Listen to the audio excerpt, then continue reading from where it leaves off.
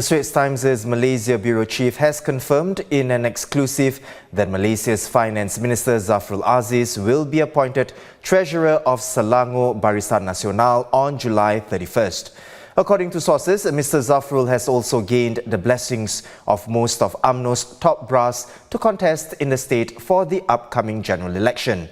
But whether he will contest a state or parliamentary seat will be decided later. Selangor has been a stronghold for the Pakatan Harapan coalition for over 10 years. For more, I'm now joined by our Malaysia Bureau Chief Shannon Teoh. Shannon, it seems Mr. Zafrul has been chosen as UMNO's poster boy for Selangor, and although he has an impressive professional resume as well as 3 years of experience as a cabinet minister, what can one man do to wrest Selangor away from Pakatan Harapan?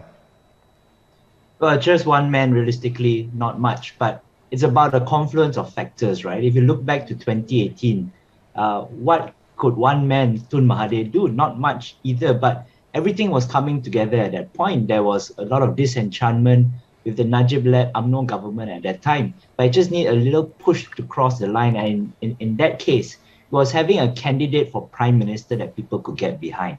In this case, for Selangor, I don't know if people in Selangor are, in that sense, ready to forgive UMNO. You know, I mean, they haven't voted for UMNO for 3 consecutive elections. But we talk about how Pakatan Harapan is kind of shaky right now, right? It hasn't done well in recent state elections. There's still question marks about its leadership. It's undergoing a generational change, and there are question marks about whether Pakatan Harapan has actually managed to govern well as it succeeded in rolling out its manifesto in the 22 months that it was in power, and even in the state, it's been there for 14 years.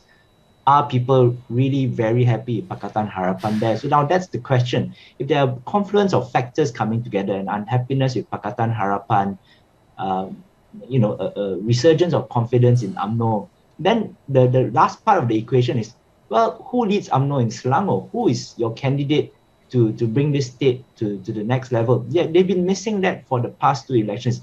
Selangor UMNO and Selangor Barisan Nasional really hasn't had a personality that can energize the ground. So Zafrul might be that guy.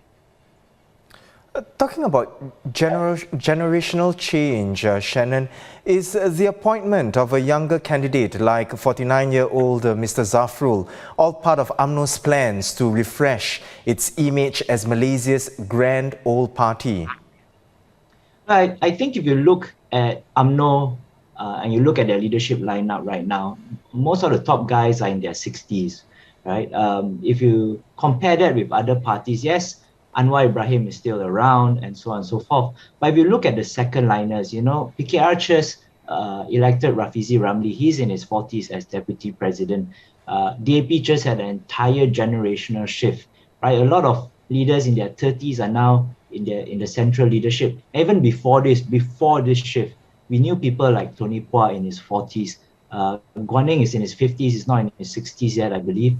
Anthony Loke, the new Secretary General now, also in his late 40s. So UMNO is missing kind of that layer of leaders. People that, if I voted for UMNO now, I know that they have, a continuity, right? A second liner. Right now, the only second liner that we really hear about all the time is Khairi Jamaluddin, the health minister. And, people say that he is someone that can be prime minister one day. But who else, right? If it's not Khairi, then who else? And this question is often asked to Pakatan Harapan, to opposition coalitions. Oh, if it's not Anwar Ibrahim, then who's next, right? And they don't really have a who's next.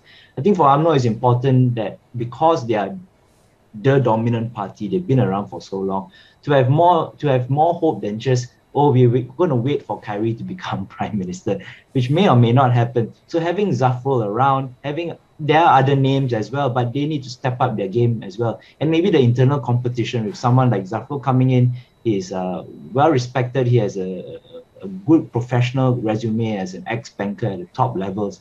That could cause UMNO to step up their game and also, put some challenge to the likes of DAP, PKR to also have better equipped policymakers in their parties as well. Shannon, thank you for the perspectives. Malaysia Bureau Chief Shannon Teoh in Kuala Lumpur. Thanks for watching. Be sure to subscribe to the channel and hit the bell icon to be notified of new videos.